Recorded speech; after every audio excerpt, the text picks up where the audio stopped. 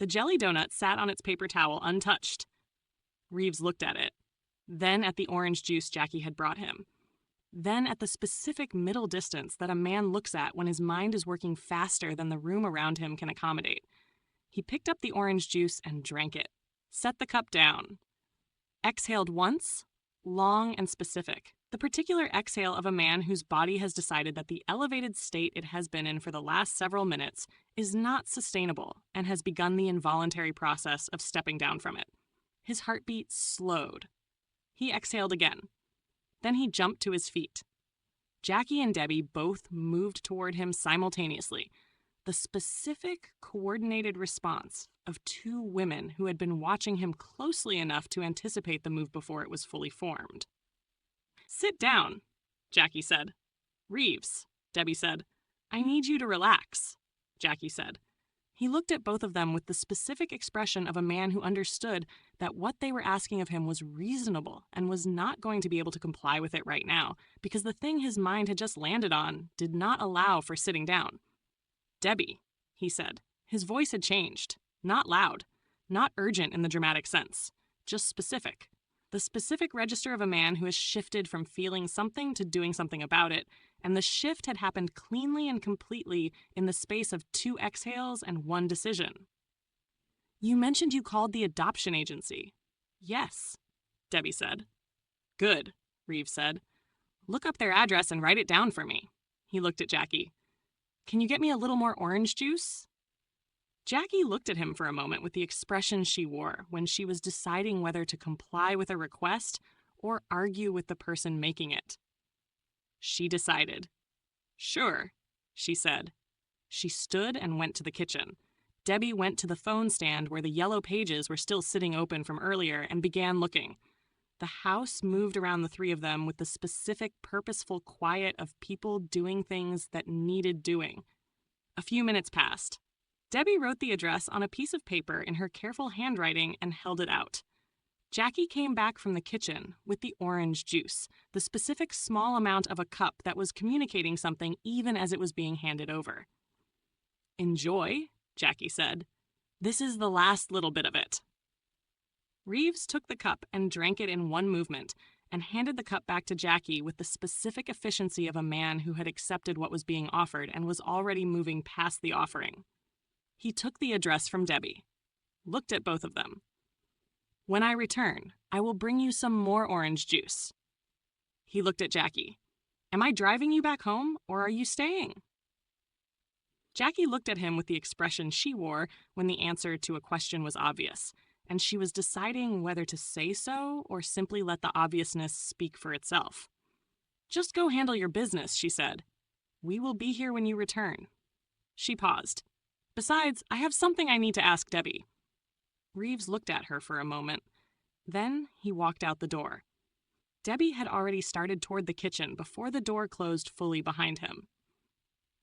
Jackie followed close behind her, the specific trailing movement of someone who has a question and has decided the kitchen is the right room to ask it in. "You said you wanted to ask me something," Debbie said. She moved to the counter and began the automatic business of a woman in a kitchen, checking what was there, considering what might be needed, the unconscious inventory of someone for whom a kitchen was a place where thinking happened as naturally as any other room. Jackie leaned against the doorframe. "I know this sounds crazy," Jackie said. She said it with the specific, careful preamble of someone who has been holding a question long enough that they have had time to consider how it sounds from the outside and have decided to acknowledge the sound of it before delivering the substance of it. "But when I went into your refrigerator and found the jelly donut, I noticed it wasn't my work." Debbie turned and looked at her. "Are you cheating on me?" Jackie asked. The grin arrived on Debbie's face before she had decided to let it arrive, the specific involuntary grin of someone who has been asked something that is both absurd and completely earnest simultaneously. Jackie laughed, slightly. The specific small laugh of a woman who has asked something ridiculous and knows it, and has asked it anyway because the asking mattered regardless. "No," Debbie said. "You are still my #1 spot when it comes to donuts." Jackie nodded, satisfied with the clarification, if not yet fully satisfied with the explanation. I was at the corner store a few days ago, Debbie said. The owner was about to throw them out. Jackie looked at her. Hassan, she said. The world's cheapest man was throwing something out. She considered this for a moment. I find that funny. I had him throw them into a bag, Debbie said. I was handing them out to the neighborhood kids. Gave a few to a homeless man. Kept 3 for myself. Jackie absorbed this with the expression of someone who has received an explanation that is both entirely plausible and somehow more interesting than whatever she had been imagining. The kitchen held them both in the specific warm quiet of 2 women in a familiar domestic space, with a larger and more complicated situation waiting for them on the other side of the morning. 8 minutes after leaving Debbie's house, Reeves was stepping out of the faded olive Buick LeSabre and walking toward the entrance of the facility. The building had the specific institutional quality of places that existed to manage situations involving children, not cold, not unwelcoming, but professional in the particular way of organizations that understood they were dealing with things that mattered enormously and had developed around that understanding an atmosphere of careful, measured competence. He went to the receptionist, asked her to call someone with authority. The receptionist made the call, and the manager arrived quickly. The specific promptness of someone whose job required them to respond to requests for authority without making the requester wait long enough to reconsider the request. She was a woman of middle age with the specific composed expression of someone who had been managing difficult situations for long enough that composure had become structural rather than performed. She gestured for Reeves to follow her. They walked toward her office, and he asked, while they were walking, if he could get as much information as possible on Joshua Terrell. The manager turned and looked at him. "This is odd," she said. Not accusatorially, with the specific tone of someone noting a pattern they had not expected to encounter. Why does people have a sudden interest in a kid that was murdered more than 10 years ago? Do you know who killed him? Reeves asked. I have no idea, the manager said. She sat down behind her desk and held up one finger, the specific gesture of a person who needs a moment before continuing, asking for it without words. She looked toward the outer office and signaled to an associate who was visible through the glass panel of the office door. A few seconds. The office door opened. A younger woman came in. "How can I help, ma'am?" "Before you go on your smoking break," the manager said, "can you give this gentleman Joshua Terrell's file?" The associate left. Reeves followed her back toward her desk in the outer office. When he reached the office door, the manager's voice came from behind him. "If you find out who killed Joshua," she said, "please let us know." Reeves nodded. He walked out and closed the door behind him. The associate was at her desk with the file already in her hands when he approached. She held it out to him and opened her mouth as if she was going to say something and then closed it again. Her eyes moved briefly back toward the manager's office window. She gave Reeves a look instead of words.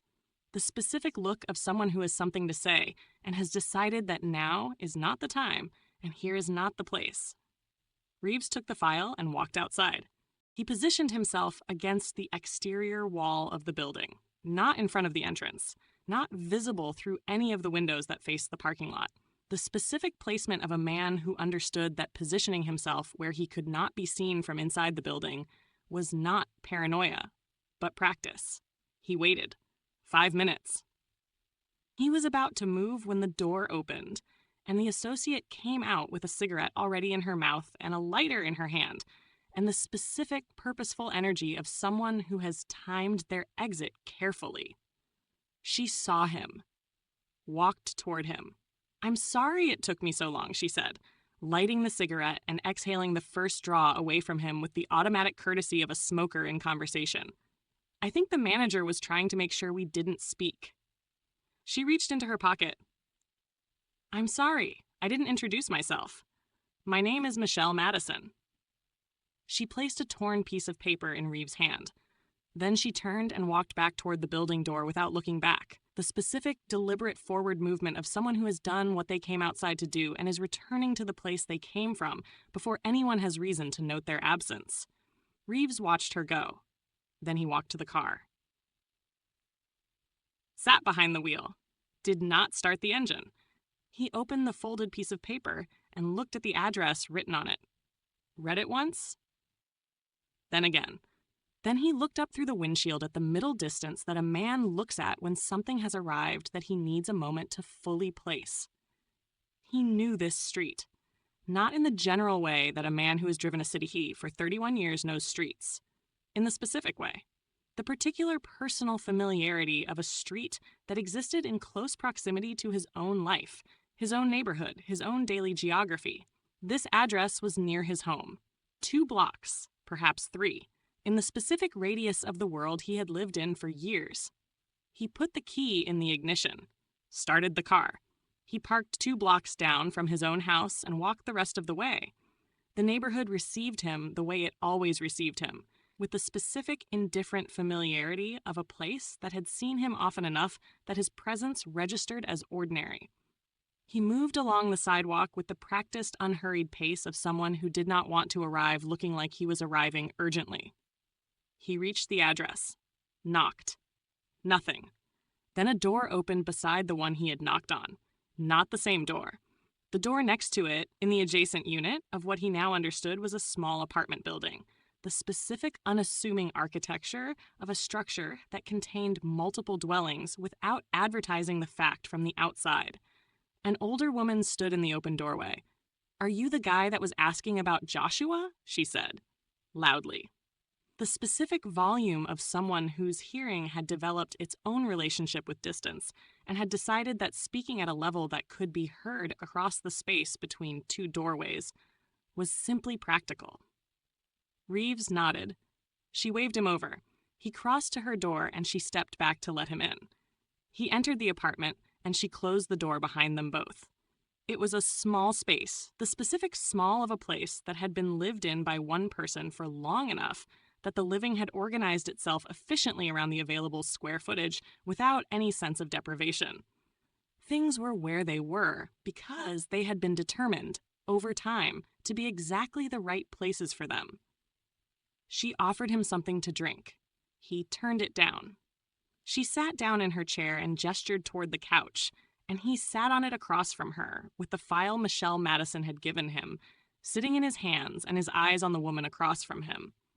She looked at him for a moment with the specific assessment of an older woman deciding how much of herself to give to a conversation before the conversation had proven it deserved it. Then she began. "I've been working at the adoption agency for 5 years, she said. And a few days into that job, on a very specific day, a police officer carried in baby Joshua. Reeves sat very still. When he entered the facility, about 30 minutes before we got another drop-off, a young woman came in who had just given birth and said she couldn't afford to raise him. That baby she brought in was named Terrell Joshua." She paused. Let that sit in the room for a moment. "After the young lady left, I left the child with a trainee and stepped away to use the bathroom. When I returned, an officer was coming in with 4 new babies and another child that was walking. Reeves thought about a small boy walking out of a house that everyone else had been carried out of. Silent, not crying.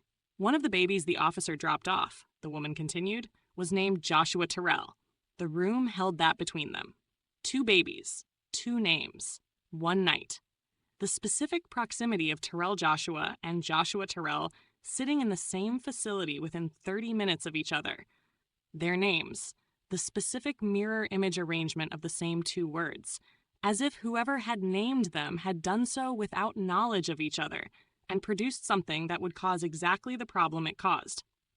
The trainee did something bad," the woman said, her voice carrying within it the specific weight of someone who has been living with the consequence of another person's mistake for decades and has never fully put it down. She got the baby's information mixed up. According to her, she was reading the information from both files and noticed the similarities of the 2 babies. She paused. I called out to her to return with the folders, and she fell, which caused the paperwork to mix and mingle. Reeves looked at the file in his hands. When the boss came in the following day, I explained everything that had happened the night before. He called the trainee and fired her. Then he told me to guess. She looked at Reeves steadily. And hopefully we'd be right. Reeves looked at her. Were there anything you can think of that was different about them? He asked. She nodded slowly. Everything was the exact same except one of the kids had a middle name and the other one didn't. The room went completely quiet. Reeves sat on the couch across from a woman whose name he did not know, in an apartment 2 blocks from his own home, holding a file that had been passed to him through a chain of people who had all understood that what was in it mattered more than the risk of passing it, and let what she had just told him arrange itself inside him, the way information arranges itself when it is the kind that changes the shape of everything that came before it. The officer who had brought in the babies. He already knew who that was. He had been to see him, had brought him apple fritters, had sat across from him in a prison visitation yard and listened to him say one word at the end of a visit and then be wheeled away through a door that closed. The tagging. Officer Dunn, who had been in that house, who had carried those babies out while a small boy walked beside him, who was sitting in a wheelchair in a prison with extra protection around him and 10 years without a visitor, and 5 conditions he had laid out on a piece of paper and pressed into Reeves' hand. Dunn had known. Dunn had been there the night the paperwork mixed, had been the one to bring in the babies whose names were the mirror of each other, had been present at the beginning of a mistake that had followed a young man through every version of his life since. Reeves sat on the couch and absorbed it. The woman across from him sat with her hands in her lap and watched him absorb it with the specific patient quiet of someone who has been waiting a long time for this information to reach the right person and has decided, now that it has, to give that person whatever time they need with it. Outside the apartment building, the neighborhood continued its morning business. A car passing, a dog somewhere making its argument. The specific ordinary sounds of a city that did not know what had just been said in a small apartment 2 blocks from a retired detective's home. Reeves sat and let the weight of it settle, and understood that the conversation was not over, not even close.